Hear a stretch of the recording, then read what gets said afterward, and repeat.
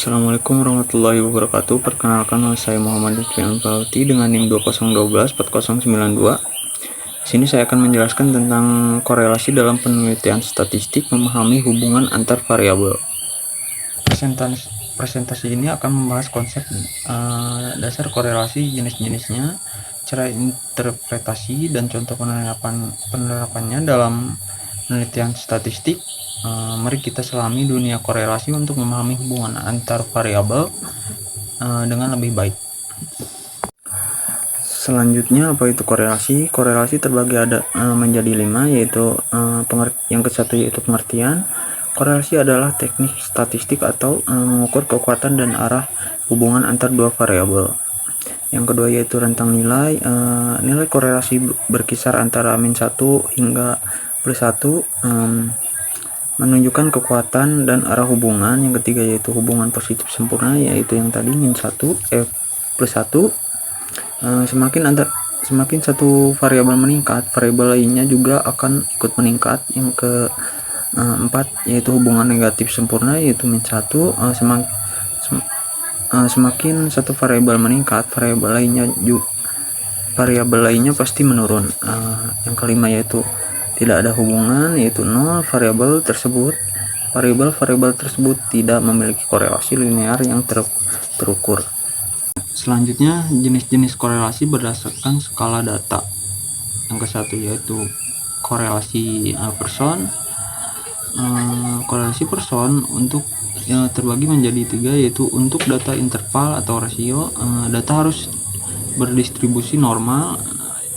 Ketiga yaitu mengukur hubungan linear. Yang kedua yaitu korelasi Spearman untuk data ordinal, cocok untuk data tidak berdistribusi normal dan menggunakan sistem peringkat ranking.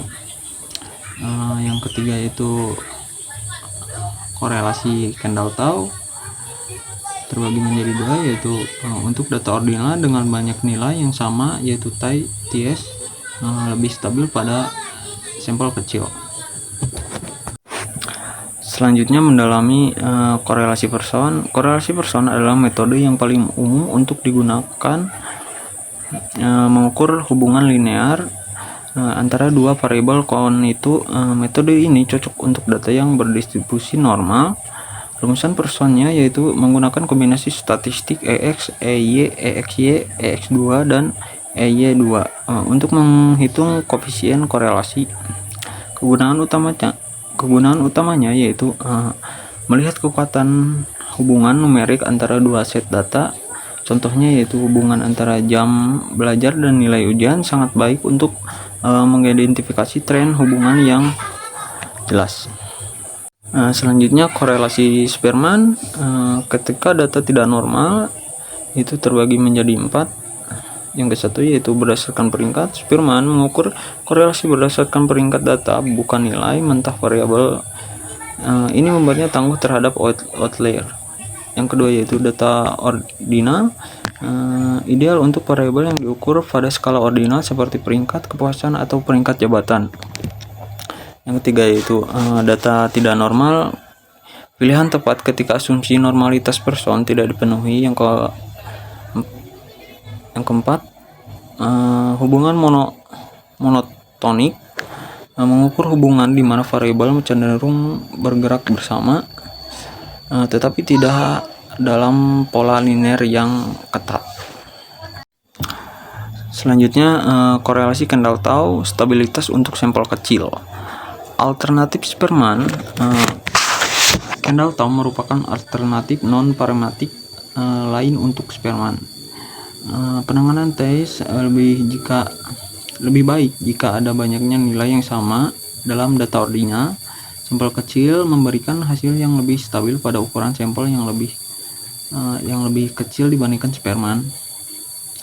Aplikasi luas umum digunakan dalam penelitian psikologis, preferensi konsumen atau penilaian produk.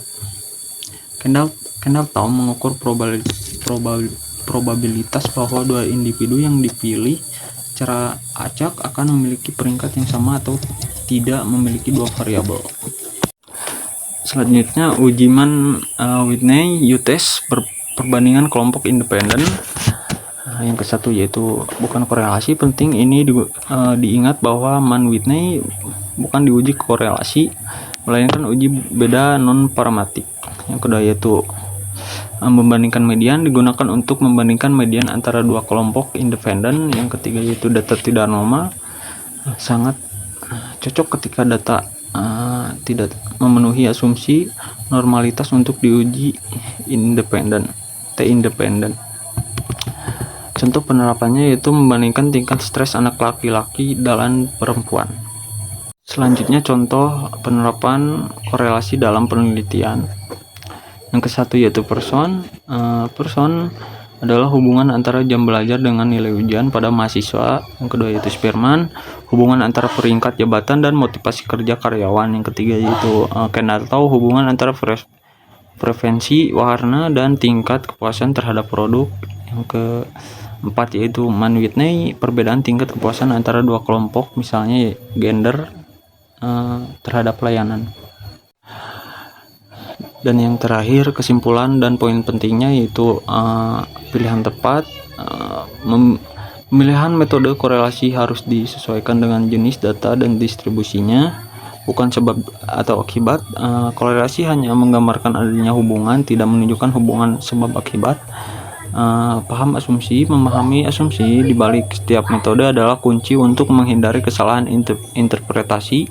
Analisis mendalam, gunakan korelasi sebagai langkah awal untuk analisis yang lebih mendalam dalam penelitian Anda. Dengan memahami korelasi, Anda dapat mengungkap wawasan berharga dari data Anda. Mungkin itu saja yang bisa disampaikan oleh saya. Mohon maaf bila ada kesalahan. Wassalamualaikum warahmatullahi wabarakatuh.